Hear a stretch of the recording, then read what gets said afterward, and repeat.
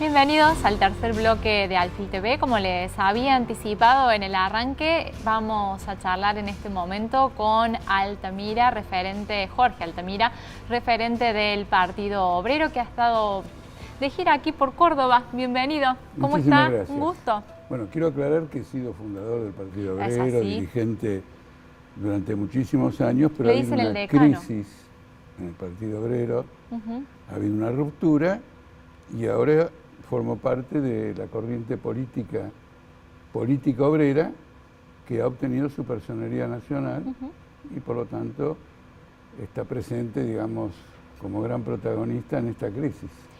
Nos gustaría conocer sus observaciones, su opinión sobre estos acontecimientos que nos han tenido en vilo a todos. Pensamos puntualmente consultarle si cree que la continuidad de Alberto en el poder está atada a la continuidad del acuerdo con el FMI, como han sugerido algunos dirigentes. En parte sí, mire, después de esta entrevista sobre economía,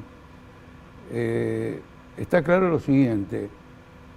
La crisis ha llegado a su punto final, porque ha quebrado el crédito público.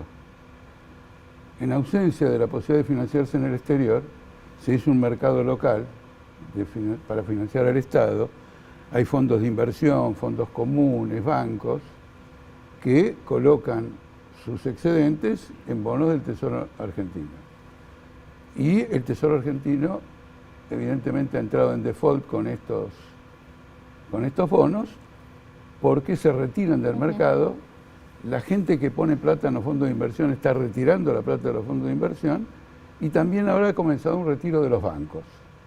Es decir, el Estado argentino está en quiebra formal, completa y entera. Este es el punto que hay que señalar con claridad y es la consecuencia de la defensa de grandes planteamientos capitalistas a costa de un nivel de pobreza que es una vergüenza para Argentina, más allá, digamos, de la miseria social que significa, porque Argentina, la clase obrera, tenía con relación a América Latina el récord de conquistas sociales. Era considerada la clase obrera que más le había arrancado al capitalismo, conquista de tipo laboral, conquistas salariales, etc. Hoy estamos en el fondo de la tabla. Han destruido el sistema jubilatorio. Por ejemplo, ¿por qué el sistema jubilatorio está en el presupuesto? Antes el sistema jubilatorio aportaban patrones y obreros y uno cobraba la jubilación. Desmantelaron eso para que los patrones no aporten más. Entonces empezaron a financiar las jubilaciones con impuestos. Lo metieron en el presupuesto como gasto fiscal para quebrar el sistema jubilatorio. Y lo han quebrado. Porque lo que hoy gana el 80% de los jubilados es una completa vergüenza. Sí, la verdad que no alcanza. Pero es una política, ¿no? Pero esto es una orientación política. Ahora el FMI. Cuando se hace el acuerdo con el FMI, se parte de una hipótesis inflacionaria del 45%. 38 y 48. Hagamos por la mitad, 45%. Argentina está yendo al 80% y de acuerdo a algunos datos de hoy, probablemente a fin de año estemos en el 100%. El programa del FMI implosionó. Sí, estalló por lo Con esto que también quiero bajar de categoría al FMI, porque se le rinde culto al FMI, sin el FMI no salimos, sin esto y lo otro. Y ¿Usted no cree que sea así? ¿Es prescindible el FMI, como plantea la Cámpora, por ejemplo, con Máximo Kirchner? No, hablemos las cosas como son. Ellos han apoyado todas las renegociaciones de deuda, ¿no es cierto? Y cuando vieron que había un desastre, dijeron... Retiraron el cuerpo. Le sacaron el cuerpo al asunto. Que no me venga con historias, y se lo voy a acentuar todavía más. La nueva ministra, que es del agrado de Máximo Kirchner, dijo que continúa con el acuerdo de Fondo Monetario Internacional. Sí, por eso viraron de la kirchnerista a la sciolista, otra vez la misma estrategia de despegarse. Es lo mismo, porque ocurre lo siguiente, se pondera tanto la palabra de la vicepresidenta, que no se consideran sus contradicciones absolutamente brutales. Ella fogoneó todo este desastre, solo que cuando llegó al abismo miró para abajo y dijo, yo no salto. Ahora ya es tarde para esto, porque el crédito, la quiebra de un tesoro, del tesoro de un Estado, La quiebra del débito público es la quiebra misma del Estado. ¿Qué es el Estado sin capacidad de financiación? Lo que le estaba sugiriendo la economista que usted entrevistó, o quizás no lo que ella le sugería, pero lo que emergía un poco de lo que ella dice, es lo que le voy a decir yo. Vamos al default de la deuda interna. Estamos en el default de la deuda externa, porque la deuda externa cotiza 22 centavos de dólar. Es decir, está en el piso. Sí. No hay financiamiento de ningún tipo del exterior.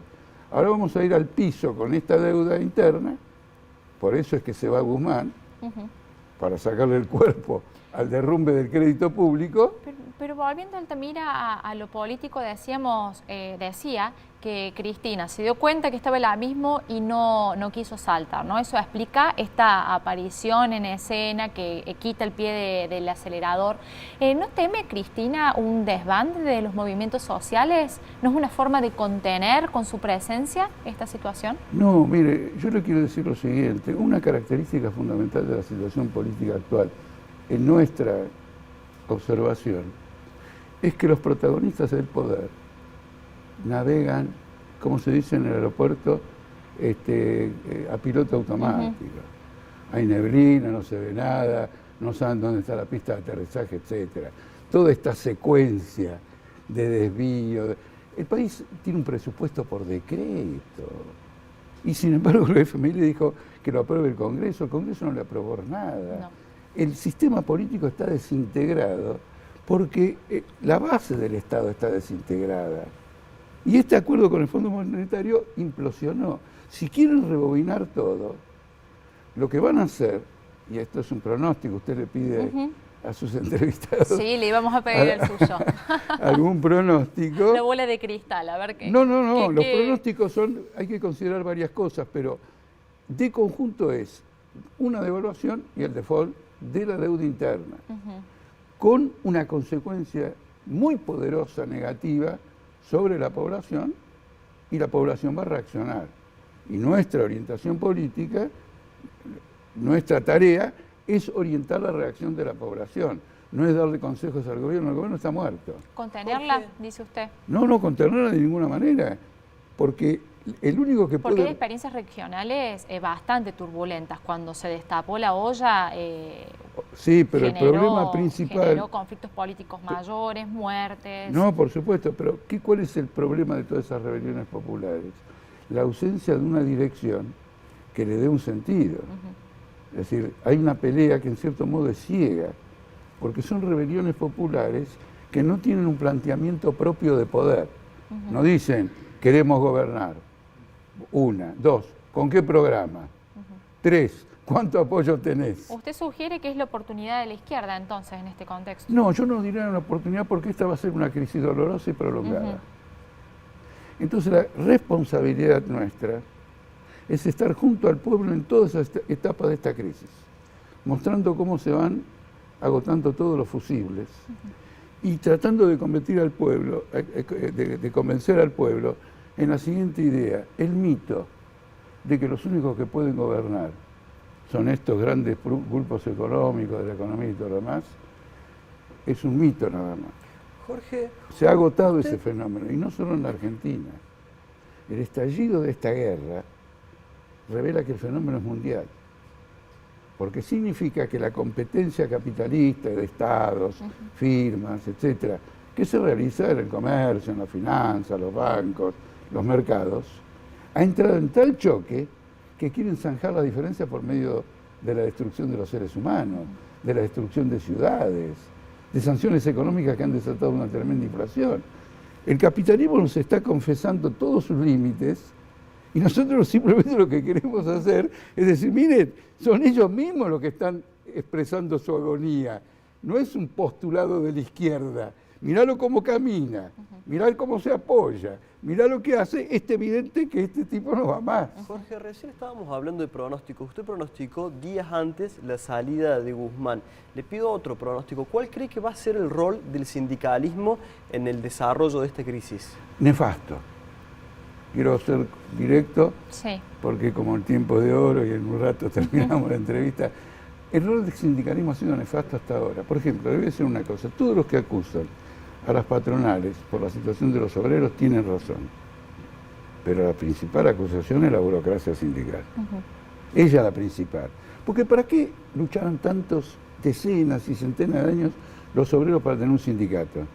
Para que cuando un patrón se pase de raya, uno le para la chata. Sí, o por lo menos habilitar la negociación entre Claro, iguales, quiero ¿no? decir, he tratado de simplificar sí. lo mismo que usted está diciendo, quería decir yo, pero digamos simplificadamente.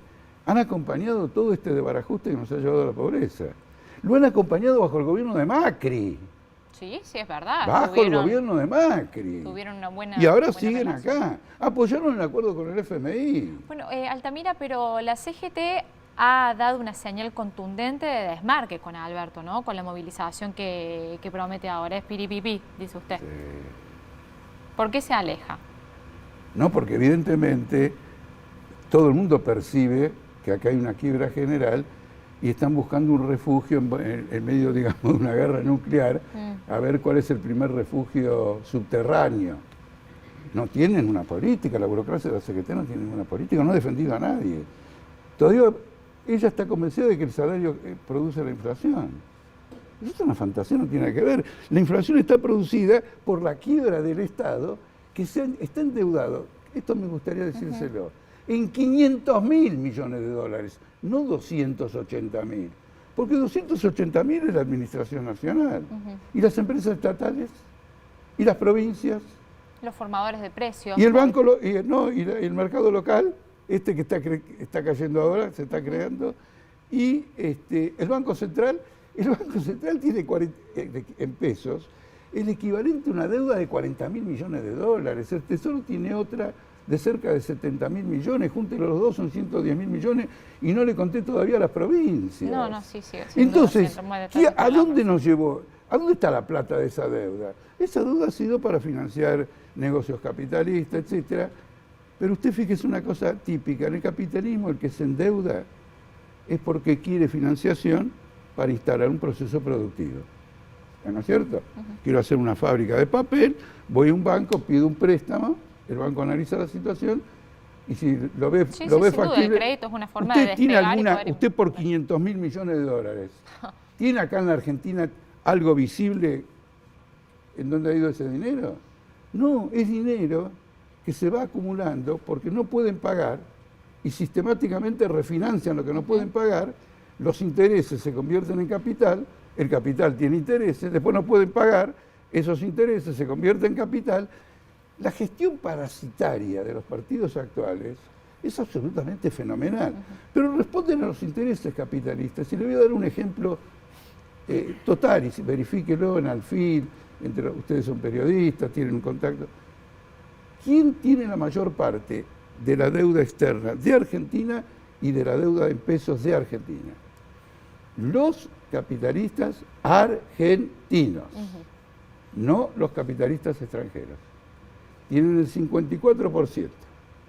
Los capitalistas extranjeros tienen mucho, el 46%. Jorge, si me permite, queda tiempo para una sola pregunta más.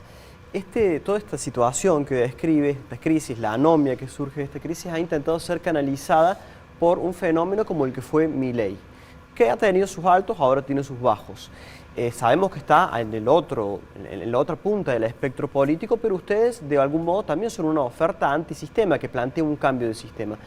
¿Cuál es la forma que va a ensayar la izquierda para interpelar a la población y lograr algún crecimiento electoral a partir de este escenario? Bueno, le agradezco muchísimo, especialmente que me la haga sobre el final para cerrar también mis conclusiones. Nosotros estamos en una campaña política de desarrollos de plenarios y congresos obreros que queremos que sean apoyados por todas las corrientes de izquierda e inclusive por muchos trabajadores que no son de izquierda, pero como gente del mundo del trabajo, quieren una salida. Porque lo que caracteriza la crisis actual es que no está presente la clase obrera con su alternativa política.